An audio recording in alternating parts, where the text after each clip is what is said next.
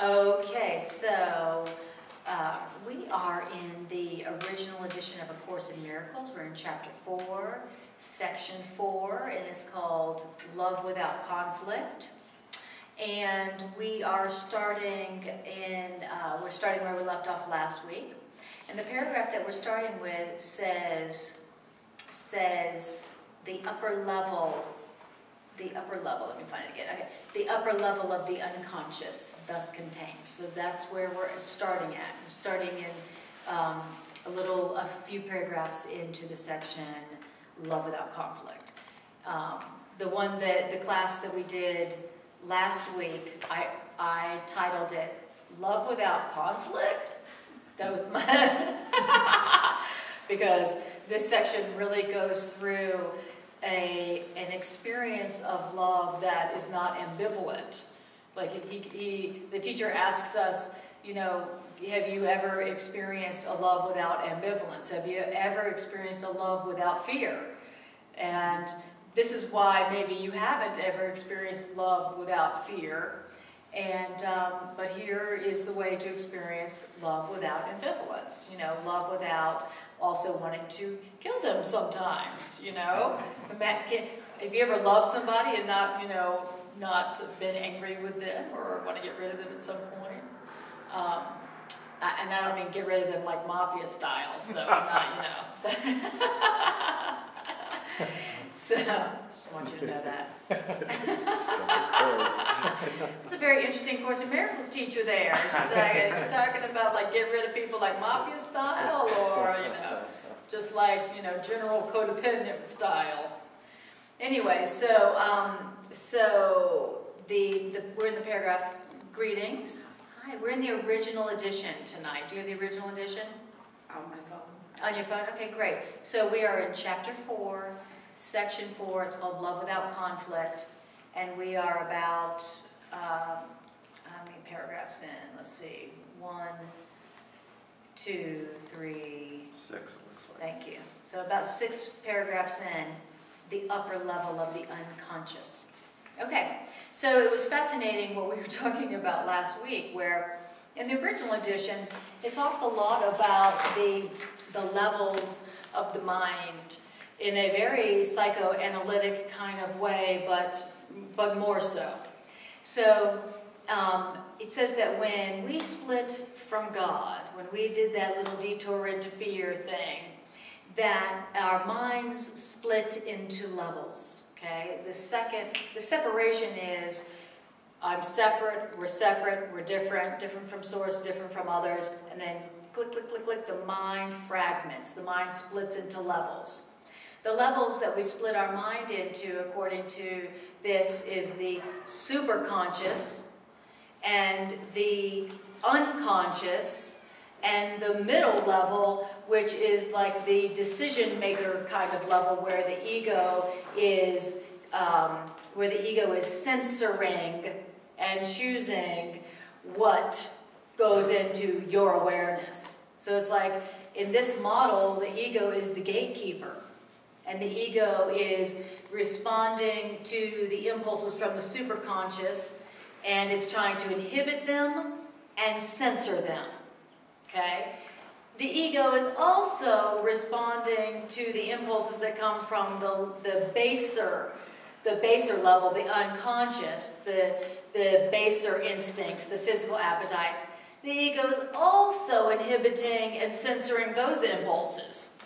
So it was saying earlier in this section how the ego feels threatened by the impulses coming from the superconscious, the impulses to love and be one.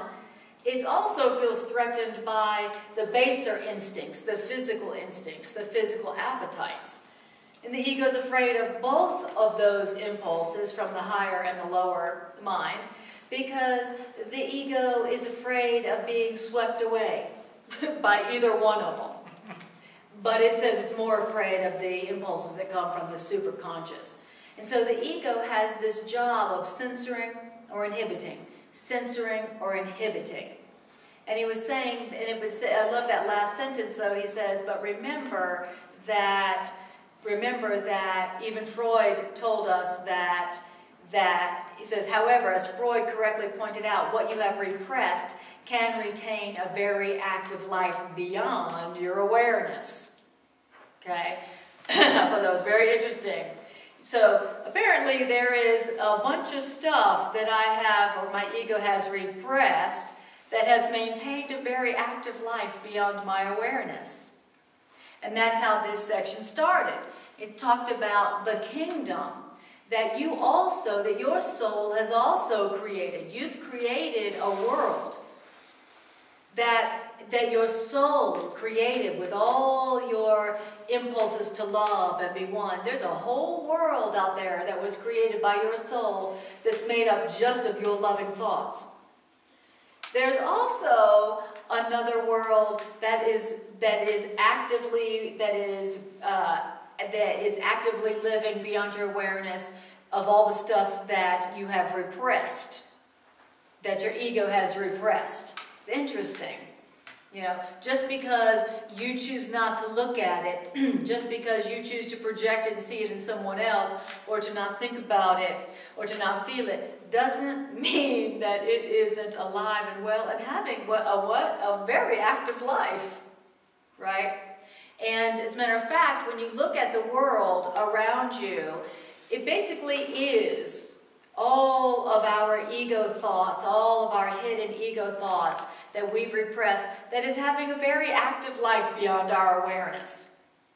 And that's the way to look at the world so that, number one, you don't see the world as separate from you, and you do not continue to see the world as separate, as, in other words, as an enemy, as something to fear. You know, this is what I have repressed, having a very active life beyond my awareness. In other words, the world I see is in my own mind, right?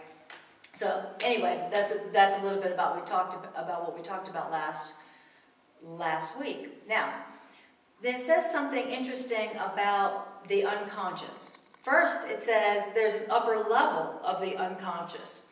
And it says the upper level of the unconscious thus contains the call of God as well as the call of the body. And that's why the basic conflict between love and fear is unconscious. Why is the basic conflict between love and fear unconscious? Because the ego cannot tolerate either. And the ego represses both love and fear. How? By resorting to inhibition. So that's basically what the ego does. It's always inhibiting.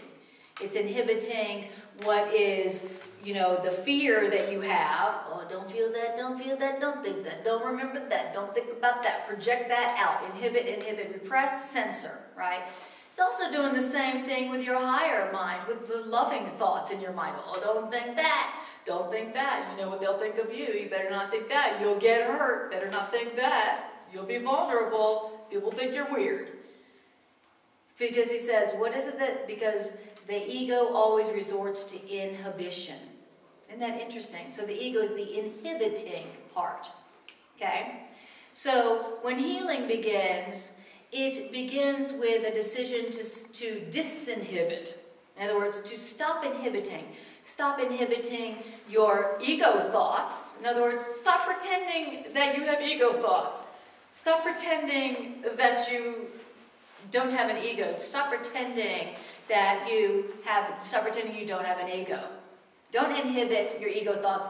Don't project them, but don't pretend you don't have an ego, right? So be honest with yourself. Oh, my ego just told me to run that person down with my car. Okay, thank you for sharing, ego. Stop inhibiting. Don't let your ego inhibit the ego thoughts. Also, stop inhibiting the loving thoughts also. That would be the opposite of ego thinking and ego living, right? Okay. So, and it's not talking about say every thought you have, it's be honest with yourself. Be honest with yourself about your thoughts. All right. That is helpful. I've often wondered about most everything we seem to be ambivalent and full of conflict about, but the ego sees everything that comes at it as threatening. That's and exactly fearful. right. That's No matter exactly. what. That's right. What do you do when everything coming along you're Is afraid of? threatening. It's, Exactly. And so the opposite of that would be whatever comes along, you be honest with yourself about. You know, if you're afraid, the Course says the thing your ego is most afraid to hear you say is, I'm afraid. You would think that the ego would be, you know, thrilled by you saying that. It's afraid for you to speak the truth, whatever that is that you're feeling in the moment. It's one purpose, because it feels threatened by everything. Okay? And so the reversal of that would be to, he says the only, there's a great line where he says the only thing to do, let me see if I can find that line. so if we seem to be more afraid, this is a personal, I seem to be more afraid than I used to be, more full of anxiety. And I go, I've been studying this course for years and I seem to be getting worse, not better. Right. Are you saying that all that's happening is you got more honest? That's exactly right. But That's the exactly ego right. gets more resistant too. Absolutely. The ego gets resistant as you get closer to waking up and realizing, oh, the ego's not me. But at the same time, you know, you really just becoming more aware of how ego-dominated your consciousness has been, you know. But we didn't know it because our ego was in charge, and the ego's whole job is to inhibit, repress, suppress. In other words, don't tell the truth about, don't let anything come forth naturally. Inhibit, repress, censor. So the opposite would have to be, I'm afraid right now. I feel guilty right now. I feel ashamed. I feel in love. I feel loving. I feel one. You know, I feel afraid. And Holy Spirit, I ask for the correction of that fear. You know, instead of the... So basically, the reversal of the ego's way is communication, where you're sharing. Instead of hiding, I'm always hiding what I'm thinking, hiding what I'm feeling, hiding what I'm desiring. Always just assuming that if I'm feeling it or thinking it, there's got to be something wrong with it. You know, if you have learned that there's something wrong with you, if you've learned that you're born in sin, if anybody learned that, if you've learned, I mean, most of us did learn as children, well, you know there's something wrong with you, and that's why you got to change. You know, you should be more like us, and you should be more like them, and right? That's what we learned as kids. You should be more like da-da-da. We did not learn you are as God created you, you are perfect as you were created, and enjoy it. Okay, so if there's a basic belief that there's something wrong with me, then of course, whatever comes natural to me, I'm going to judge it. If I'm thinking it, if I'm feeling it, there's got to be something wrong with it. So we've learned whatever is a natural feeling or thought, suppress, repress, censor, and inhibit, right? And then figure out, strategize what should be shared. Total control. So the ego is exerting control. He says, you know, a balanced mind shouldn't work like that. A balanced mind doesn't work like that, where it's just control, control, what should I say, what should I do, always this strategizing. You know, that's the ego. It's never just sharing, communicating. So when you challenge the ego's thoughts and you bring them to the surface, does that just energize those thoughts? Does that just take energy away from the ego? When you share, Yeah. when you communicate, yes, exactly. Because The ego's only function and action is to repress and inhibit. So when you, the real decision maker, say, I'm not going to side with repression, inhibition of my thoughts, my feelings, my desires, well, now your mind is out of the control of the ego. You know, because the ego is always exerting maximal control over your mind. When you say, well, no, I'm not going to hide, I'm going to share, I'm going to communicate, at the very least with my higher mind, then now you're outside the ego's control. Okay, now you've said, no thank you, sentinel of death. I will decide from here how I think, what I think, right? Mm-hmm. So, the ego is exerting maximal control over our mind because we allowed it to. We gave it that job, and we allowed it to. You know, and we haven't retired it yet. We haven't given it severance package and, you know, sent it off to Florida. So, okay, so it's interesting. It's very interesting. Then it says, so I'm going to read that sentence again. That is why the basic conflict between love and fear is unconscious. Why is that? Because the ego cannot tolerate either. And so the ego represses both love and fear by resorting to inhibition. Society depends on inhibiting the latter, which is fear, but salvation, which is freedom, depends on disinhibiting the love. That's the word, that's the sentence I was looking for. It was the next one. Interesting. So freedom, liberation, depends on disinhibiting the love. It's interesting. We're always getting impulses from the superconscious, the higher mind, to love and be one and to join and to share. We're always receiving impulses from the higher mind, the superconscious. And freedom lies in disinhibiting the loving impulses. Interesting. We tend not to think of ourselves as having a habit of inhibiting love impulses. But, you know, that is basically what we learn to do as good citizens of, you know, of our world. You know, I will disinhibit all the love impulses that I feel because, you know, there's something wrong with them. But it's certainly okay to have an anger impulse, a judgment impulse, a separation impulse. Those are okay.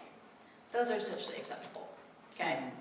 So, it's interesting that it says freedom depends on disinhibiting the love impulses, the impulses that are coming from the superconscious. Now, then our teacher and the voice of the Course says, the reason you need my help is because you have repressed your own guide, and you therefore need guidance. All right. Interesting. He said, and then our teacher says, my role is to separate the true from the false in your unconscious, so that the truth can break through the barriers your ego has set up and shine into your minds. And P.S., against our united strength in this, the ego cannot prevail. Nice. I like that. So our teacher is telling us what our teacher's role is in our lives, okay? In our spiritual evolution, in our healing experience. Our teacher's guide, our teacher's role is to do what? Help you to separate the true from the false. In where? In your unconscious. The truth and the false are mixed only in your unconscious. In your superconscious, it's only the love. But in your unconscious, the truth and the fear are mixed together. Even to the point where you're responding to one like it's the other. From our unconscious, I'm responding to fear with love. And I'm responding to love with fear. You ever notice that? The ego's got us completely, got them mixed up. When love comes my way, I go, ah, go away. Oh my God, I'm vulnerable. I'm so scared, I'm so afraid. And then when fear comes toward us, we go, hey, I know you. Come on in. my old friend. You look like somebody I used to know. Come on over here. You look like my next mistake. Come on down.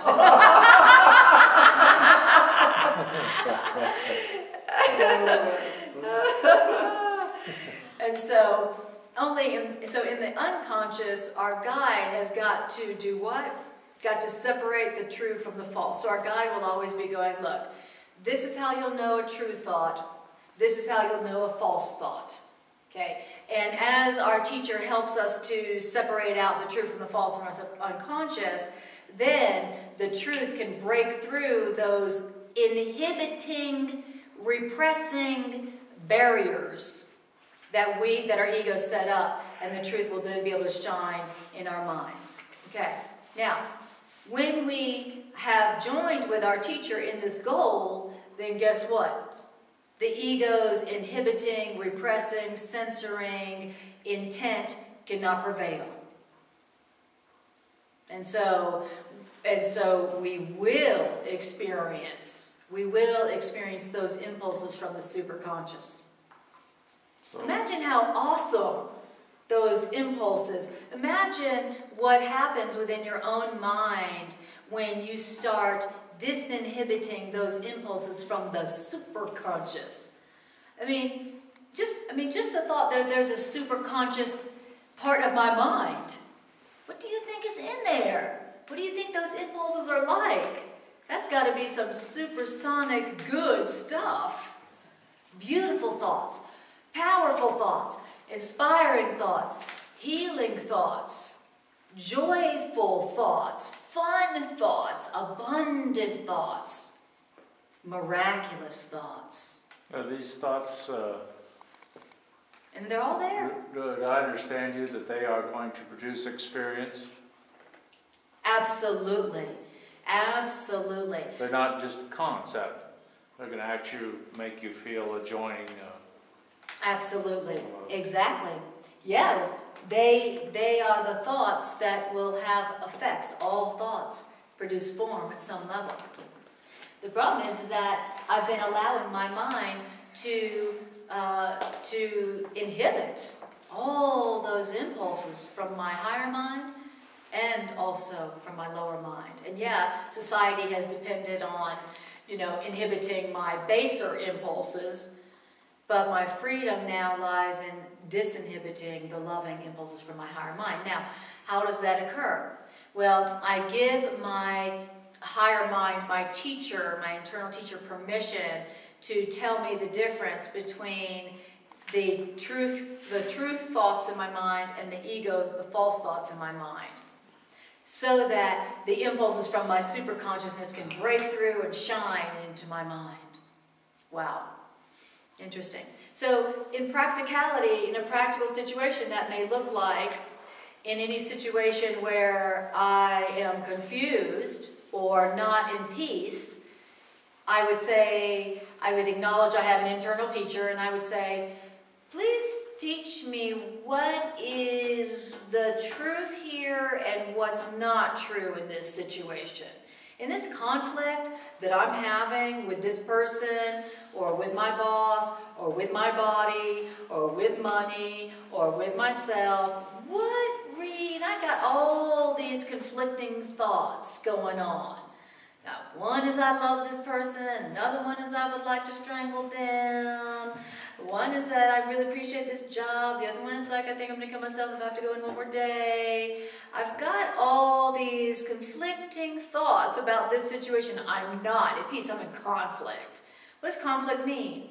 Opposing thoughts. If it was all negative, all fear, there's no conflict. It's all fear, That's all there is. Conflict is when there's opposing thoughts. So when you're in conflict and you got opposite thoughts going on, our teacher is saying, look, my job is to step in here and help you to separate the true thoughts in your mind about this situation from the false thoughts.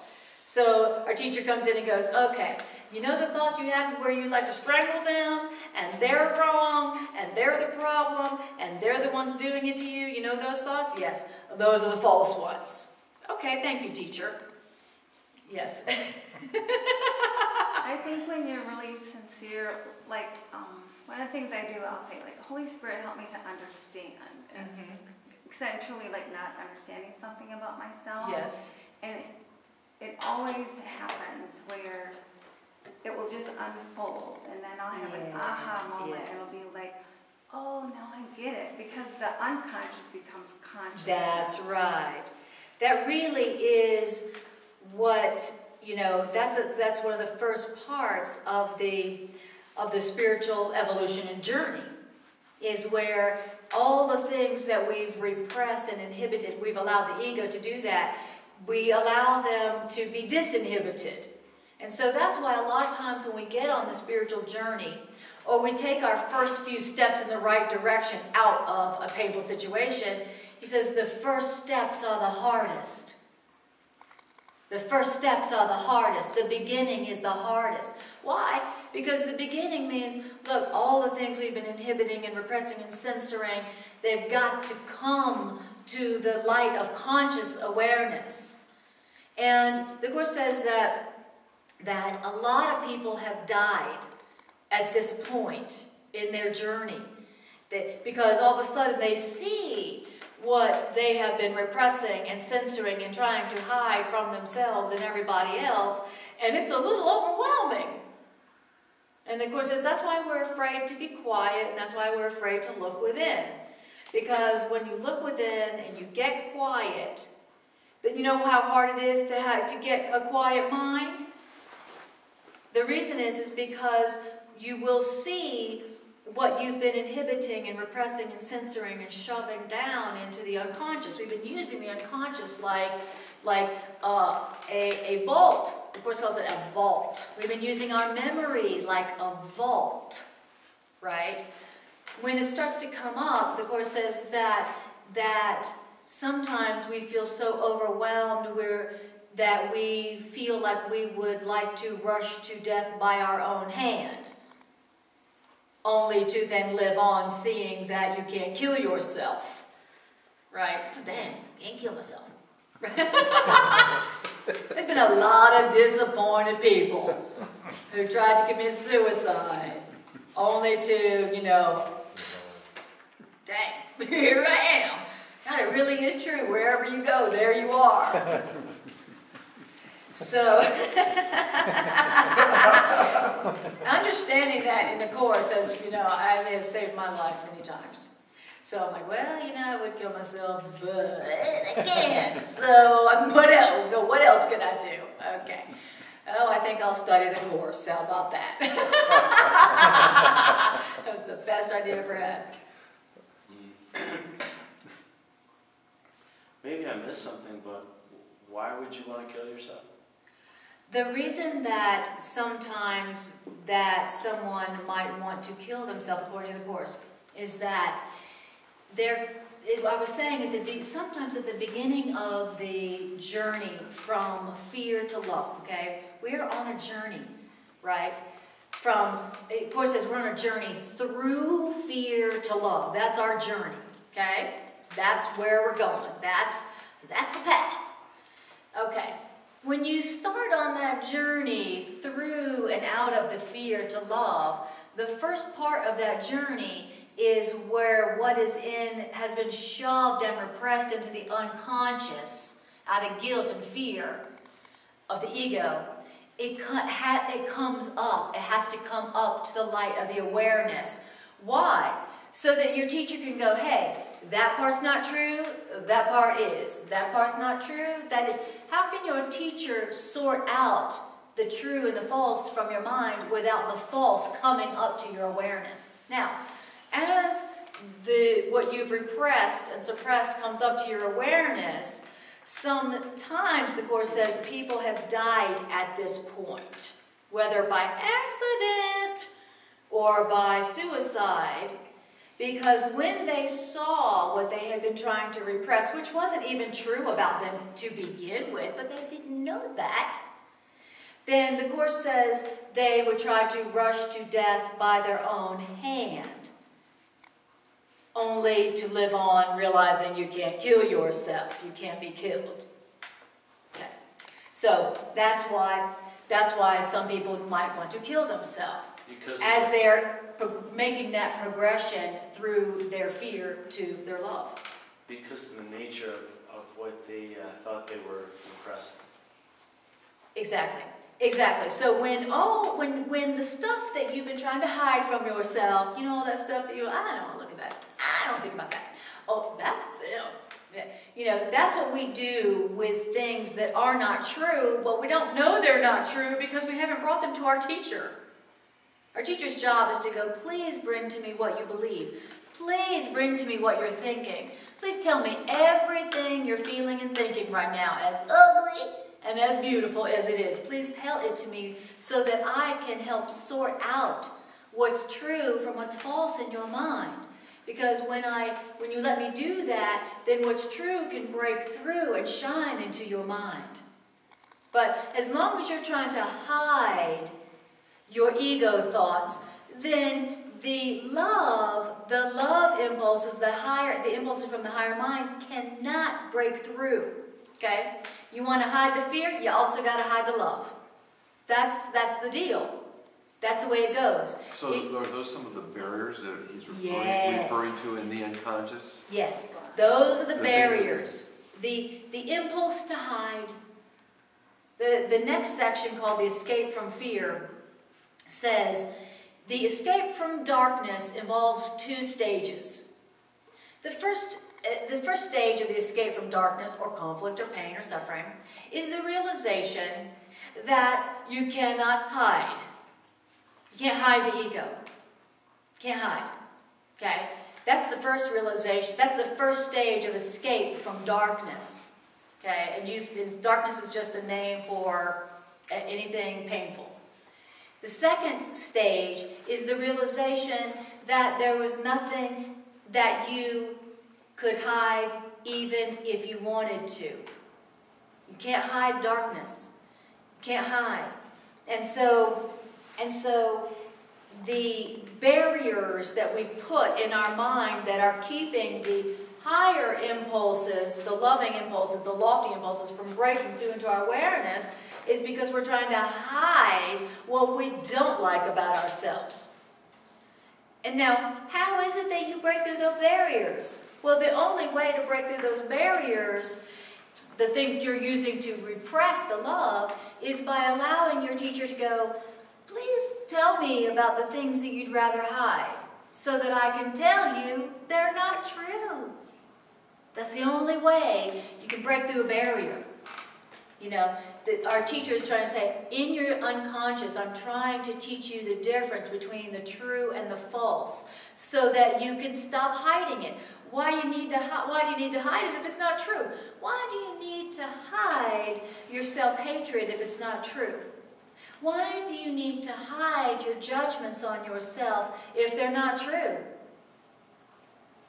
You know that self that you don't want people to know about, those things about yourself that you don't want to even think about, you want people to know about. Those are the things those are the beliefs about yourself you adopted, even though they were never true. We got a lot of those. A lot of things we learned about ourselves as children that never got corrected. And so only as we allow our teacher to look at the things that we would prefer to hide, only then can our teacher say, well, I'm so glad that you shared that with me because that is not even true. That's not even you. That was just a belief you adopted back then and somebody told you you believed it and you've been hiding it and believing it all this time. Okay, now there's one less barrier. Bloop, out of the way. When the barrier goes out of the way, what happens? The impulses from the superconscious break through those barriers and shine into your mind. Shine into your mind. You get inspiration, and you get joy, and you get relief, and you get healing, and you get all the ideas that could ever fill your soul with joy. So the first part of the healing journey is the, basically our teacher going into our unconscious and doing a little sorting through. It's like a cleaning house, but it's like you gotta go to the basement and clean it out first, and then from there you can experience what's in the higher levels of the house, of the consciousness. All right. So, any other questions on that before we move on while I find the section on my phone? So Anna, you have to do that in order to really heal and become whole, so that you can really experience a oneness. I mean, you can't just say, oh, it's not real. Right. That's exactly right. You don't get rid of the muck at the bottom of the bucket by candy coating something. It's like, that's why sometimes using affirmations doesn't work.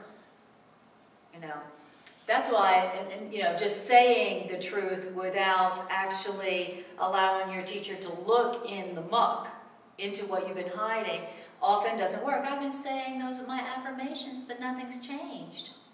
I've been saying that is this affirmation. I've been saying this affirmation. I'm a very positive person. I never acknowledge that I'm angry. And I never get angry. And I never say that I hate anybody. And I'm a nice person. And, but why do bad things keep happening to me? Because you're saying the truth speaking the light and the truth, without allowing that sorting out to be done in your unconscious. And remember, it's supposed to be done, and it can only be done by your teacher, your internal teacher. It's not something we can do. But our teacher is willing to do it, and as soon as we say to our teacher, I'm willing, hey teacher, I've got this conflict situation going on. I've been having this pattern going on for years. I obviously don't get what's going on. I've obviously got some hidden thoughts here that are causing trouble that I don't really know what they are, or else it wouldn't keep happening. So would you be willing to help me do that little inventory and sort through my ideas and my beliefs in this situation, and help me to separate out what's true here, what beliefs are true, and what beliefs are false here. And that's your teacher's role, so you better believe your teacher's going to be on it. So that's the first thing that I do a lot of times when I'm going through something, is I will do something of an inventory of my beliefs, of the beliefs that I can get to. I'll go, okay, I've got this money issue, man, I'm just tired of it. I'm tired of it. Okay, I'm going to do a little inventory here about my beliefs about money. And I'm going to be honest, or else it's not going to work. I believe money will keep me asleep. I believe those who have money are da-da-da. I believe money is evil. I have to tell myself the truth about those beliefs that I have that I've been trying to hide about that topic. And then I just lay them out there on the table. I believe that I don't deserve to receive money for just being myself. Whatever those beliefs are.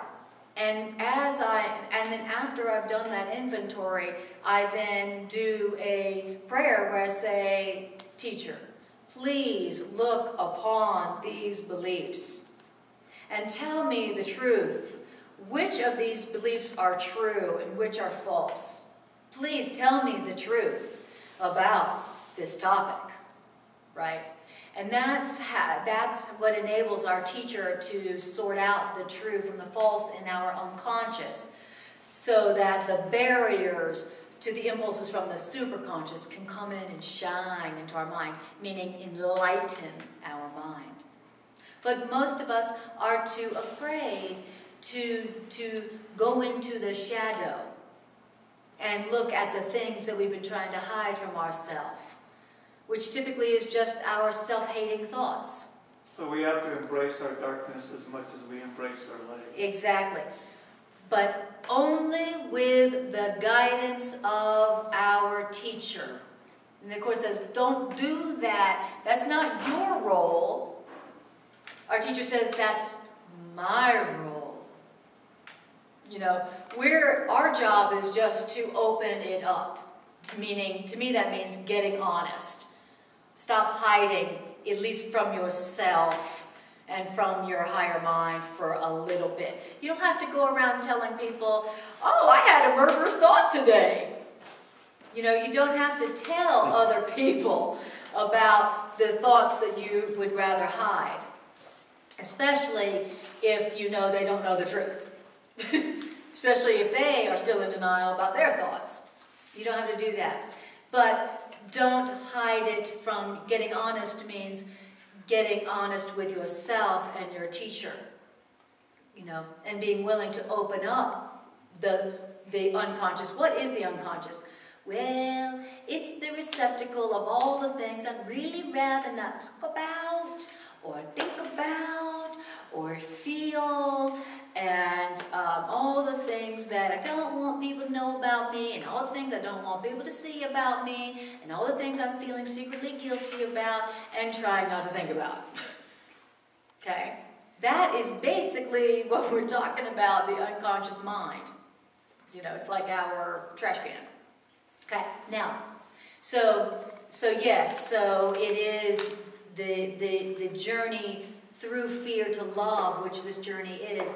Through the fear part is the allowing our teacher to look into our unconscious mind and to sort out and go, oh, thank you for showing me that. Oh, that was never true. Thank you.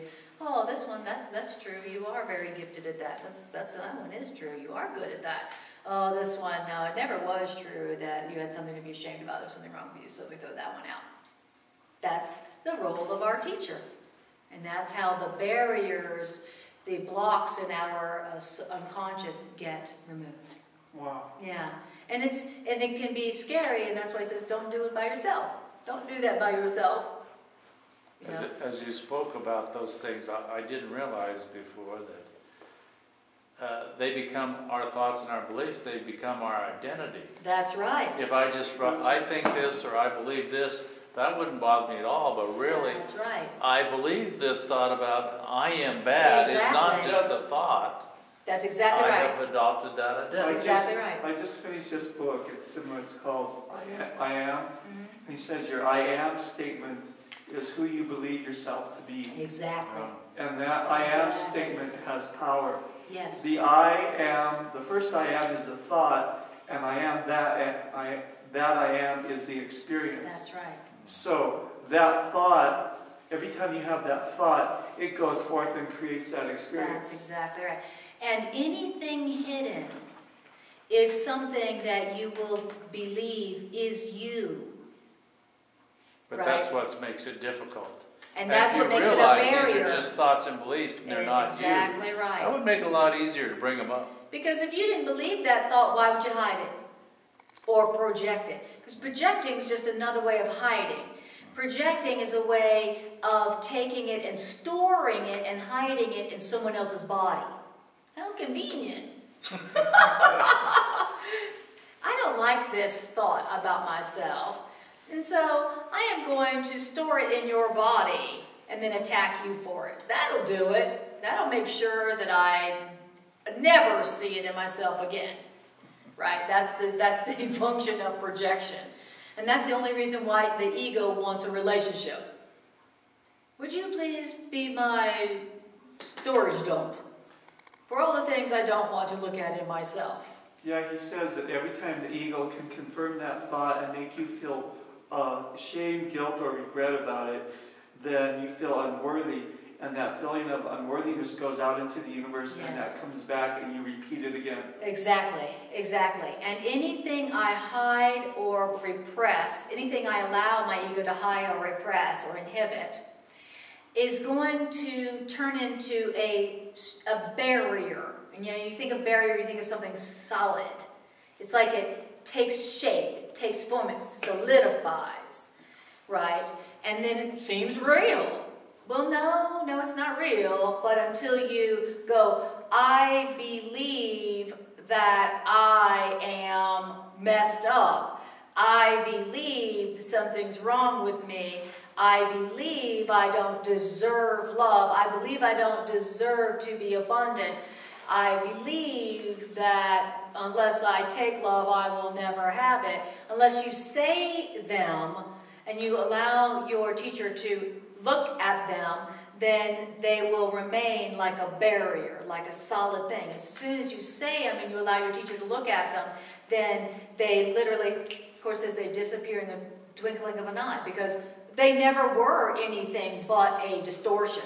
And he says, whatever you believe about yourself, that is what your I am statement is. And you can take actions and try to say, well, until you change the I am statement. That's right. You can take all these actions and try to change things, but you're spinning your wheels. That's exactly right. That's exactly right. That's exactly right. And in this paragraph, until you let your teacher look at what you've been trying to hide, and then you let your teacher tell you that's not true about you. Oh, and this is. Until you let your teacher tell you that's not the truth about you, then it doesn't matter what you do. You can do all the positive thinking, you can do all the behavior modification, you can get rid of this person and get a new relationship, you can get rid of this body and get another body, you can kill yourself and get another body, but nothing will change. Nothing will change. So it is this very process, that's our journey from I am to I thought or I believe. Yes, that's right. That's how you take it out of your identity. That's exactly right. That's exactly right. This is the process. This is the process. Exactly. Yeah, and most people fight against that. They just want to feel good without looking at their self-hating thoughts. Just make me feel better. Please don't make me look at my self-hating thoughts. I just want to feel better.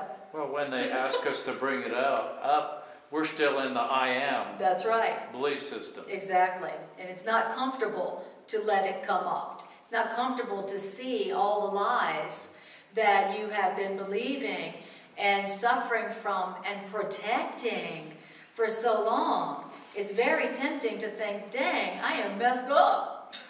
It's very tempting in those moments. Those are the moments when people are tempted to kill themselves or to have an accident or to get sick, right? When the Course says, yes, that is a point where there's a great temptation to take yourself out one way or another, but he says at this point, you could make your greatest advance. You could go, okay, here is all that I've been trying to hide from myself. Here it is, teacher. Here it is, so sort it out for me. And made your greatest advance into your light speed from that moment, that suicidal moment, or that moment of deep depression and despair. My God, I am messed up. Deep depression and despair, possible suicidal thinking, and then your greatest advance. All right. Now it goes on to talk about why it is that the ego seems to hate us so much. Have you ever wondered why your ego is so mean and so cruel and seems to have it out for you at every opportunity? This answers that question. Why is the ego so dang mean? Why is it that it hates me? Okay, and it goes on to talk about why it is, and then it makes perfect sense. Okay, it says it should be apparent to you by now why the ego regards the soul as its enemy, or you as its enemy. Why is it that the ego regards the soul or me as its enemy? Okay. Did you know that you have an enemy within? Is anybody? That's the part that always seems to sabotage things right as it's getting good. You know that one? Right as it's getting good. Right as, you're starting to feel better about yourself. Then the ego comes in and says, oh, no, you didn't. it's like, oh, things are going so good, I can't believe it, something has to happen. Yes, when's the other shoe going to drop? Right. You know, when things are going really good, you're having a good day, you're feeling good for no apparent reason, and then you start to get a little anxious. Okay? That's just one aspect of the ego. There's a belief within us that sees us as its enemy. And so when we are feeling good and happy and abundant and free, it feels like its enemy has struck and it's offended. Okay, now, here's why. The ego arose from the separation, which means the ego's continued existence depends on your continuing belief in the separation. Okay? So the ego came from separateness. And if it's going to continue to live, it's got to keep the separation going. Separation, aka conflict, pain. The ego came from conflict. And so for the ego to continue to live, it has to keep the conflict going. Now, having reduced the soul impulses to the unconscious, thank you very much, ego, the ego's got to offer you some sort of reward for maintaining this belief.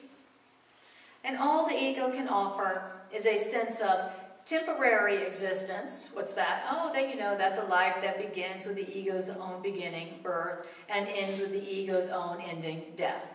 And then the ego tells you that this life from birth to death, that's your existence, because that's the ego's own existence. Okay?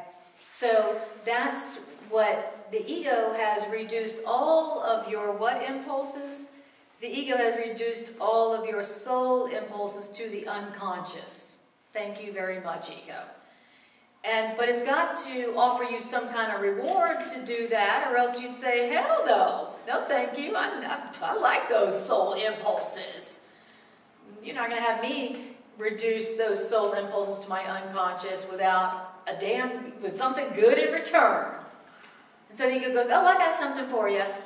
I can give you a sense of temporary existence where your life begins with birth and it ends with death. There you go. How about that?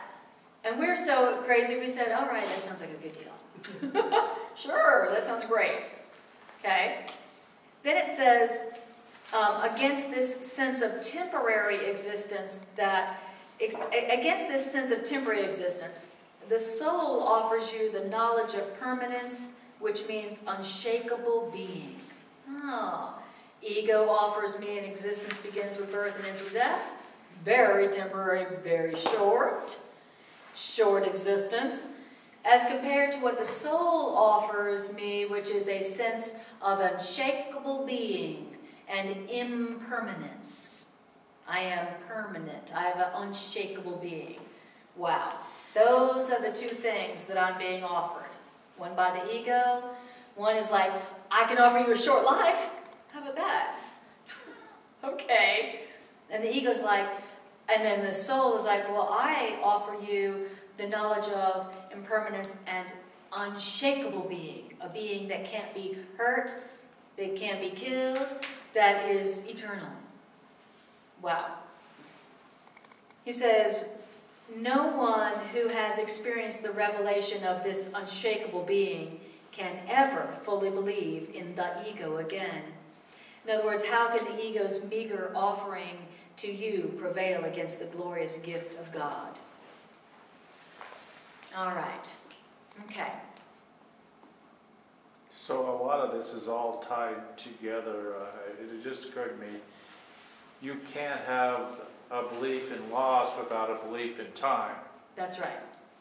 You know, if this permanent being could not experience loss, nothing could ever go away. That's right. And I didn't see how related those two ideas are. Because without time, there's no loss. That's exactly right. The ego tries to keep you stuck in time. Yes, exactly. And it tells you that you only have a short amount of time. And that's its gift. Hey, I got a great deal for you. I'll give you a tiny bit of time, and you give me total control over your mind. Anyone? Anyone? And then we are like, sure, here's total control of my mind. You can repress and suppress all of my higher impulses, and all of my lower impulses, so that basically I'm just numb and oblivious all the time, yeah. And then you give, in exchange for you giving me a short life. That could be, no telling how short. All I know is it's going to be short. I don't know if it's going to be 100 years short or you know, or 5 years short. I don't know, but you know. Wow, that is the deal that we made with the devil. Wow. And then the Course is saying, but then there's this, you're the superconscious, and the soul is offering you the knowledge of impermanence, where you don't, your life doesn't have a clock on it. Doesn't have a ticking clock. Tick, tick, tick, tick, tick. Where you know that you cannot die. You don't have to worry about, oh, we have so much time left. Oh, I'm wasting time. And unshakable being. Nothing can shake my being. Nothing can shake my being. Wow. Dang. Let's see. Well, when you put it like that, I think I'll go for what the soul is offering me. He says, if you have even experienced that experience of unshakable being for a moment, if you've even experienced one moment of that, then he says what? He says that you can never fully believe in your ego again. And we have, that's why we're here studying the Course, I think.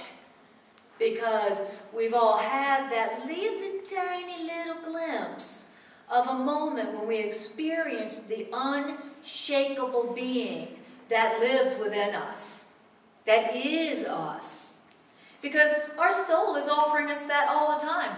Those impulses from the superconscious, those are impulses that are coming from the unshakable being, the permanent being that is us. Wow. So are those those impulses you talk about? This is the moments where we join with, where we experience love. They are out of time moments. That's right. The Course would call them a holy instant. Holy instance. A holy instant. So each time we join with, we experience those. And the more we experience, the more we like them. That's right. And are willing to have them. That's exactly right.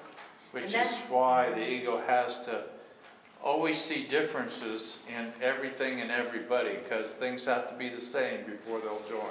That's exactly right. Things have to be the same. That's its sneaky way of keeping us out of those, which is very clever. Exactly.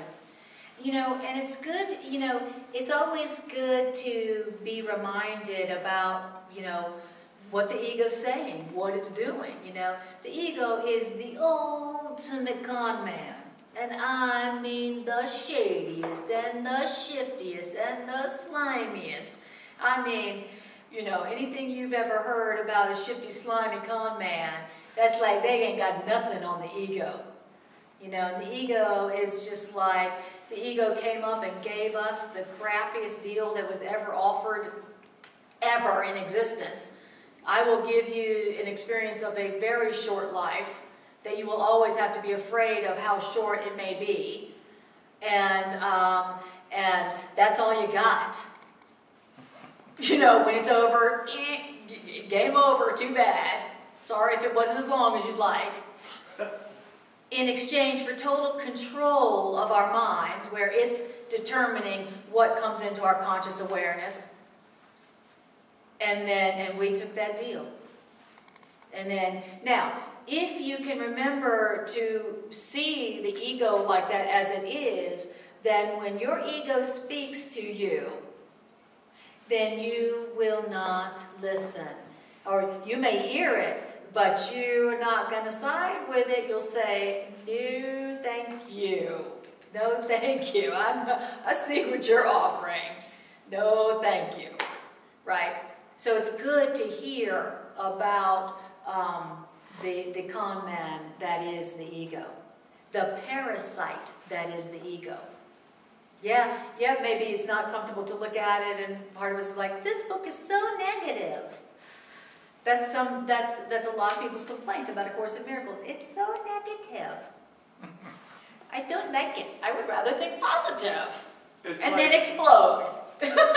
It's like the truth is undeniable in every minute, but the ego doesn't want us to see that, so he comes up with an excuse, or we rationalize, or we deny it, Yes. instead of face it. Exactly. And then our most favorite one is to project it, right? I perceive something within myself I don't like. Instead of taking it to my teacher and go, is that true? What is the truth? Do I really suck that bad? Am I really a failure? Is there really something wrong with me? Instead of taking it to our teacher and asking, what is the truth? And letting our teacher sort through the true and the false, we hide it. Our favorite way of hiding is we project it. I see it in someone else, and then I attack it in them. Oh, it was their fault. I didn't do it. They did. Yeah, I'm not like that. I mean, look, compared to them, I am pure and stately and unsullied and clean and innocent and fabulous compared to them. In other words, I've just seen it in them and not in me. And I've convinced myself it's in them, that ain't me. I'm not like that. I would never do that, right? Even though I just did it 5 minutes ago, right? So that's my ego's favorite way of hiding. So, so the ego's whole job is to inhibit everything that's honest, whether it's coming from the superconscious or the lower, the baser instincts, so the body appetites, the Course calls them. Now, so the ego's offended by the higher and the lower, right? So what does the ego have to do? Okay, it's afraid of me feeling my fearful feelings. It's afraid of me feeling my honest feelings of guilt, shame, fear, anger. Don't be afraid. Don't be angry. Don't express anger. Anger's not cool, especially if you're a woman. You're not supposed to get angry. Call women who express anger, they're a bitch. It's okay for men, but the way that the ego has got to inhibit all of those impulses, whether they're higher or lower, is by oblivion, keeping us oblivious, so that we just don't feel much at all. And how does it do that? It keeps us completely engrossed and distracted in externals. Things that don't matter. Tangential issues, superficial things, things that do not matter one bit. What's happening on that sitcom? Does that matter one bit? No. It doesn't. It has to keep you oblivious, right? So that you don't feel anything. and has it done a good job of that, or what? It's created a whole world. That's how the world works. That's what the whole world is for. That's what we made the world. That's what the ego made the world for. So that we don't feel our loving impulses or our, lower impulses. I'm angry. I'm scared. I feel guilty. I would like to kill that person, right? And so, because they're both unacceptable. Anything that's honest is unacceptable to the ego. The only thing that's acceptable is that we put our awareness outside of ourselves so that we don't feel. We don't know what we're thinking, and we don't feel what we're feeling. We don't even know what we believe. I don't know what I believe because I don't know what I feel. The Course says the one right use of judgment is to ask yourself, how do I feel right now? And how often do we actually say that to ourselves? How do I feel right now? Right? Because we're so focused outside of our own being, our own mind. And so only as you go, how do I feel right now, can you access your beliefs. Right? Because our beliefs we've so repressed, they're so repressed and suppressed, we don't even know what we believe. We don't even know we have self-hatred in there. We don't even know that we decided when we were kids there was something wrong with us. We don't even know that we believe that we're missing something crucial and everybody else has got it. We don't know that because our ego has suppressed it. But we do have access to our feelings. We can say, I don't feel good right now. I don't like the way I feel right now. I feel sad, I feel scared, I feel angry, I feel happy, I feel joyous, right? So the Course says you can always access your thoughts through your feelings. That's your one right use of judgment. How do you feel? Because your feelings won't lie. You can say, I love everybody, but your angry emotions and critical emotions don't lie. Emotions don't lie. You know, they reveal what you're really thinking, even when you think you're thinking something else, right? Have you ever been around somebody who's like, I love everybody, and you feel the anger seething through their pores, right? You're like, oh, okay, you're saying one thing, but if you listen to the way, like if you ever listen to the way some people talk about other people, it gives you kind of an exact picture of what that other person is really like. Yes. They're projecting their feelings out onto other people. Absolutely, absolutely. If you really want to know what somebody thinks about themselves, listen to the way they talk about other people. I know, it's so revealing. It makes me like never want to speak about other people, which is good. That's good. Don't ever do that. Because you're completely revealing yourself to those who know the truth. Yeah. Right? As you sit there and say, and I can't believe they did this, and I would never be like that, and did you hear they did this, and I mean, can you believe they did that? And they're, of course, a miracle student, and they're blah, blah, blah, blah. They are telling you exactly what they think about themselves, and they are also telling you what they're going to be saying about you when you turn your back. So, just so you know. That's why the Course says, remember, the escape from the ego, the first stage of the escape from the ego is the realization that the ego cannot hide. Meaning the ego is obvious to someone who knows the truth. Your ego is obvious to someone who knows the truth. Their ego is obvious when you know the truth.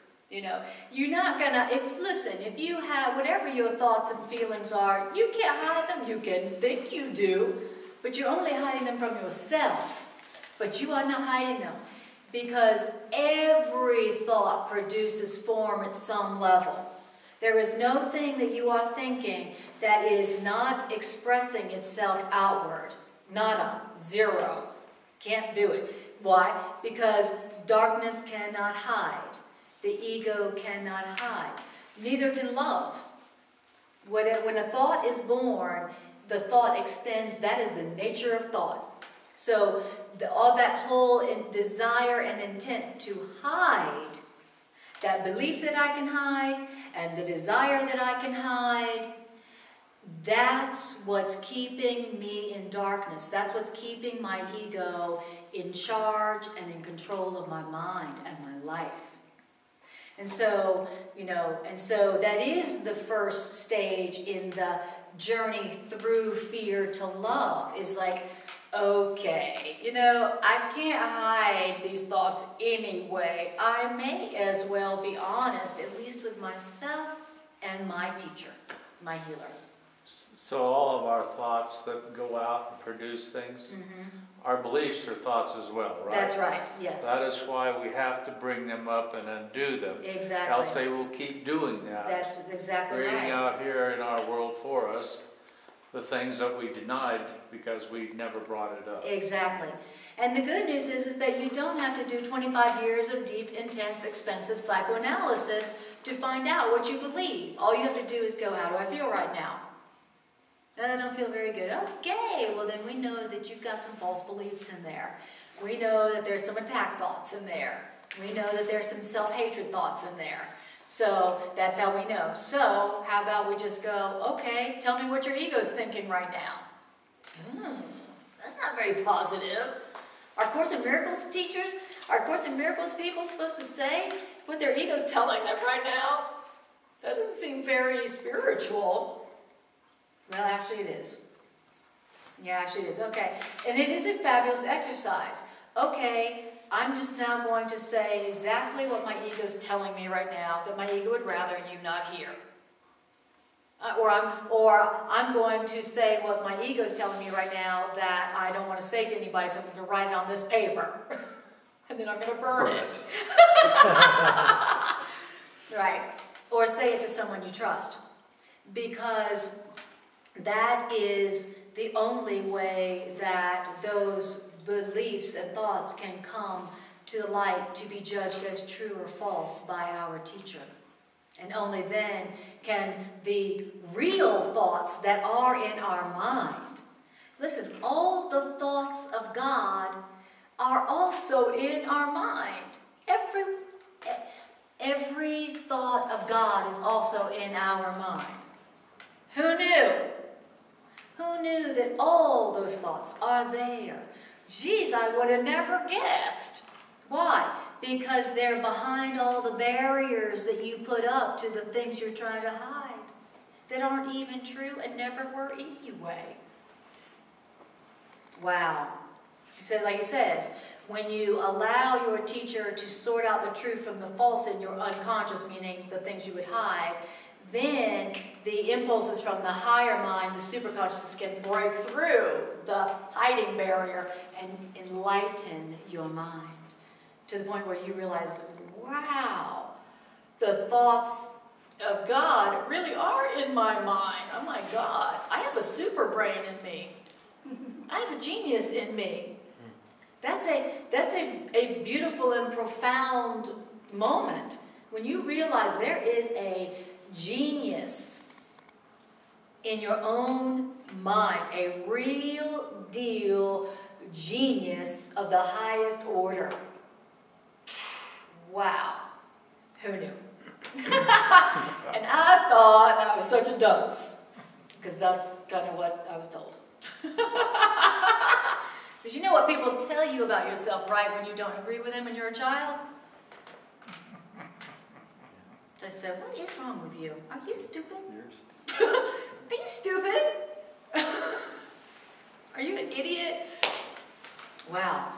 I mean, I remember hearing as a kid, well, are you stupid? Can you imagine? Now I'm like, I can't even imagine someone saying that to a child.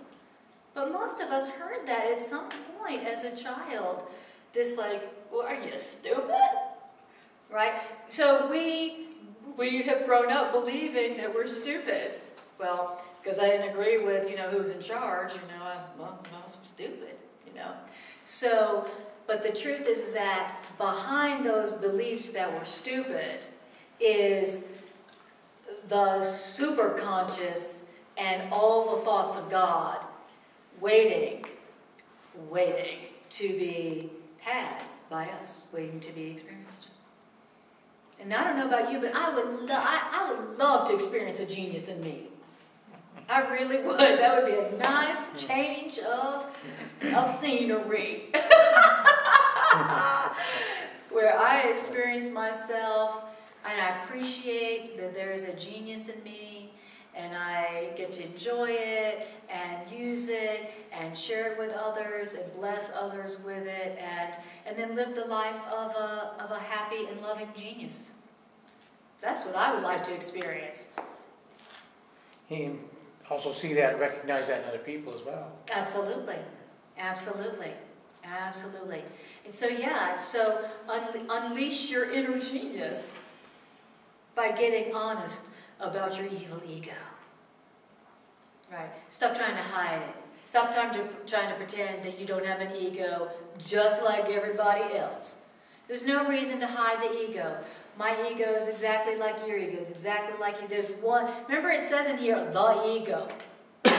It doesn't say your ego and your ego and your ego. It just says the ego. What do you think that means? It means there's only one ego. And it tells you the same thing it tells me. It's just, it's not original. It's kind of stupid.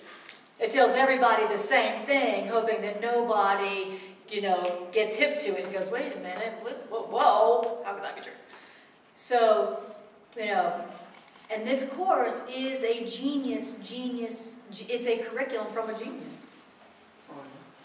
And the curriculum goes, all right, you know, now we're going to help you to not feel afraid or guilty about looking at your false thoughts that you've shoved in your unconscious that have become barriers. We're going to look at them. I'm going to show you they're not true. And then you get to see what's behind them. And that's what this curriculum is about, in a nutshell. Does that sound like a fun ride?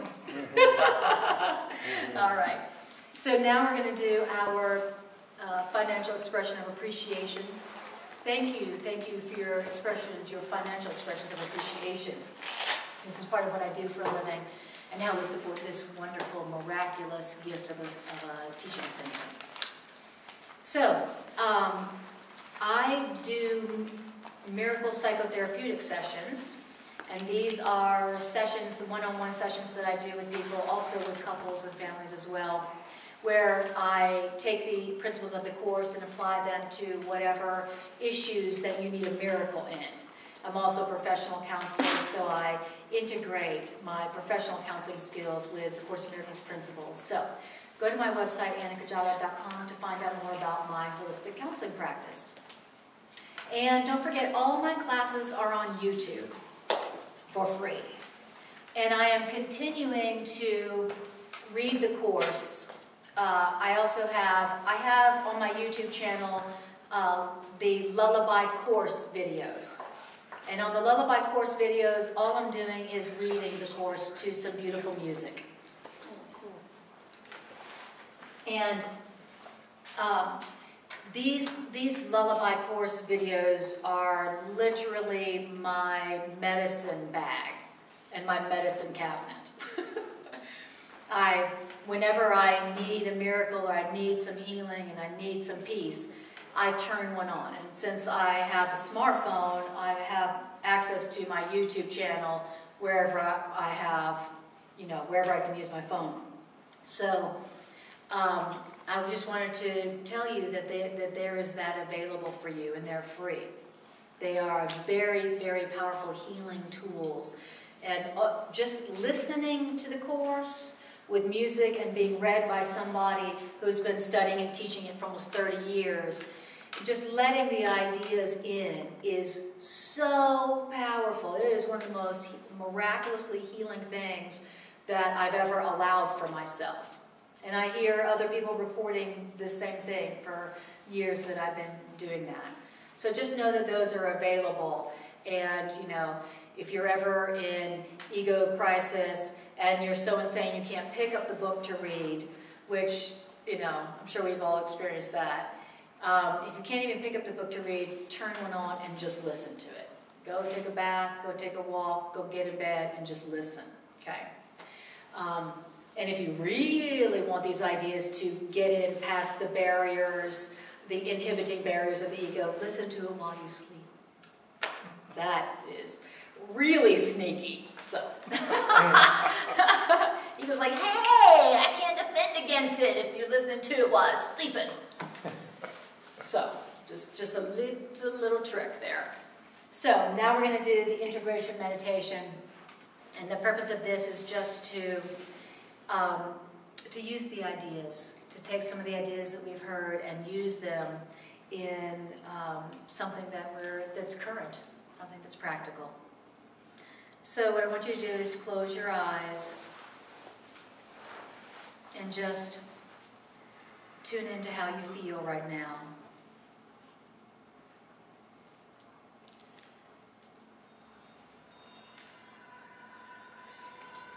I just want you to tune into how you feel. How do you feel having heard these ideas tonight?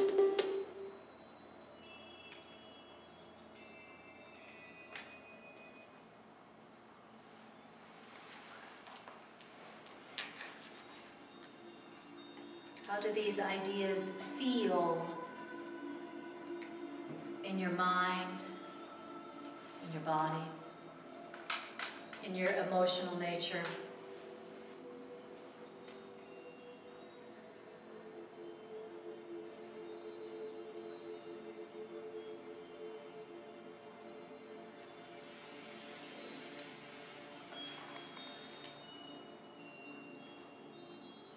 And then, how does it feel to hear these ideas with others?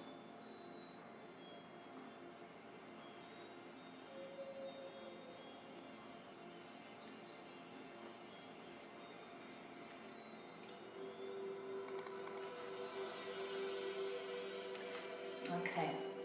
Now I want you to bring to your awareness a situation today or recently where you were experiencing some conflict, where you were experiencing something besides peace, some pain, some anger, some conflict with another. And I just want you to just bring that situation or relationship into your awareness, taking note of how it looks to you in form, the physical details of it, the emotional content of it. Just notice the emotions. What are the emotions that you felt within this conflict?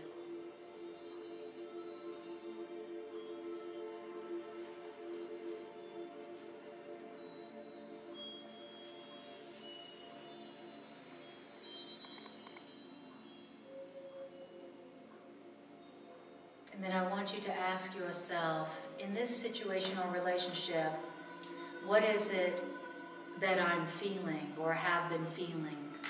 What are the emotions here?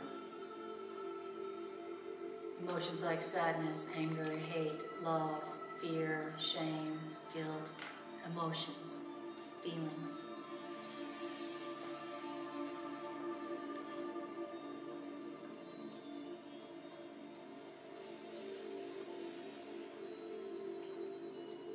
And now I want you to just do a brief inventory of some of the things in this situation.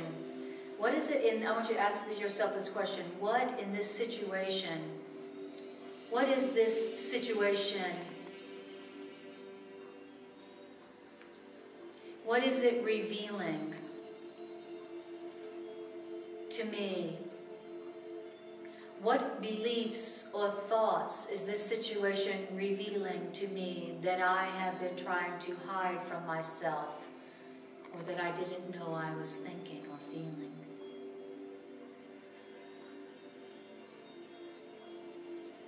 What is it that I've been trying to hide from myself or not feel that this situation is showing me?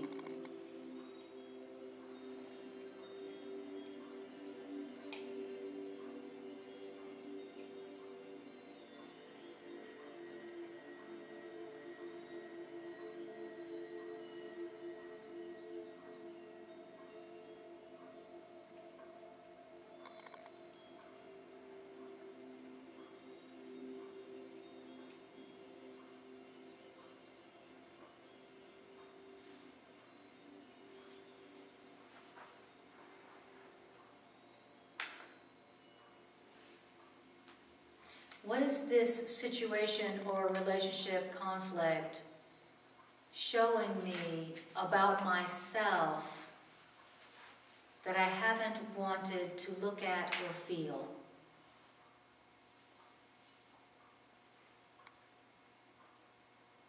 What beliefs about myself is this situation showing me in this uncomfortable manner?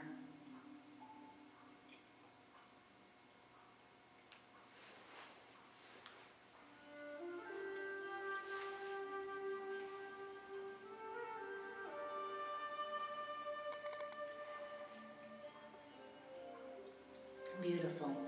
Now I want you to call upon your internal teacher, your loving right mind, and I want you to ask your teacher to look upon these thoughts and these feelings that you have uncovered.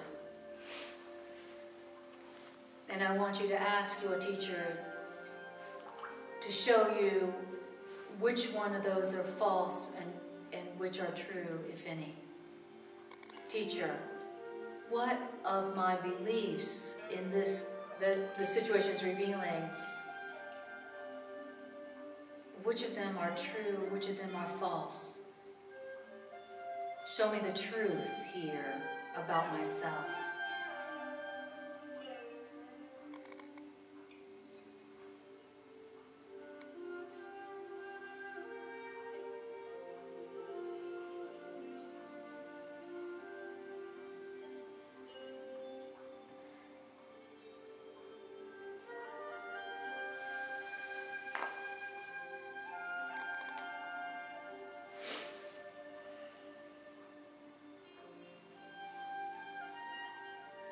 Beautiful. Tell your teacher the truth about what it is that you have preferred not to think about or say out loud or have people know, something you didn't even want to admit to yourself.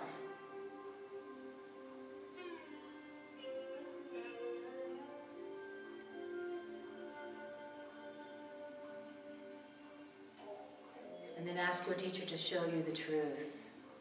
Show you the truth about yourself. And ask your teacher to show you the truth about the situation.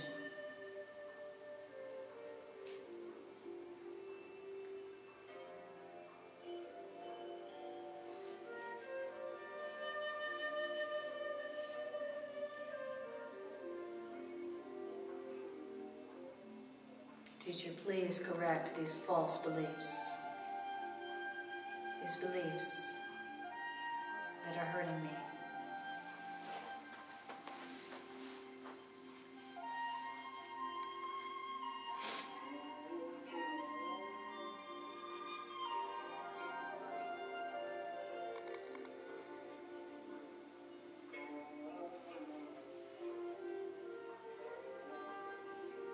Beautiful. And then I want you to just rest back for a moment, taking a step back in your mind's eye from this situation. And I want you to just take note of how it feels in your being now, having brought those to light and allowed your teacher to tell you the truth about them.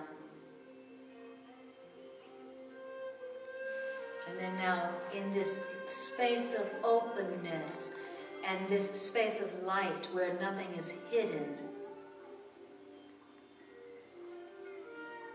this space where there was darkness, I want you to just rest in this space of openness and light and see what you see or feel or hear or think. What comes into that space of openness and light.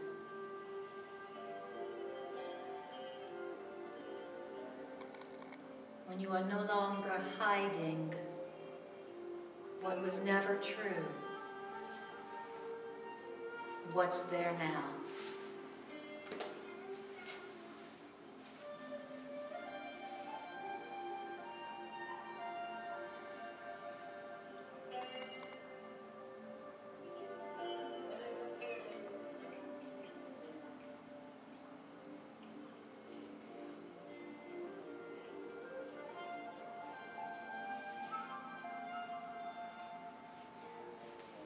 Just enjoy that space of openness, that space of non-defensiveness, that state of mind where there's no desire to hide anything, because you are only love,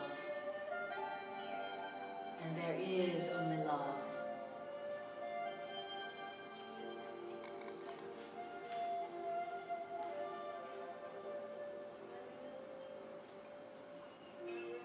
Breathe that in, enjoy that for a moment.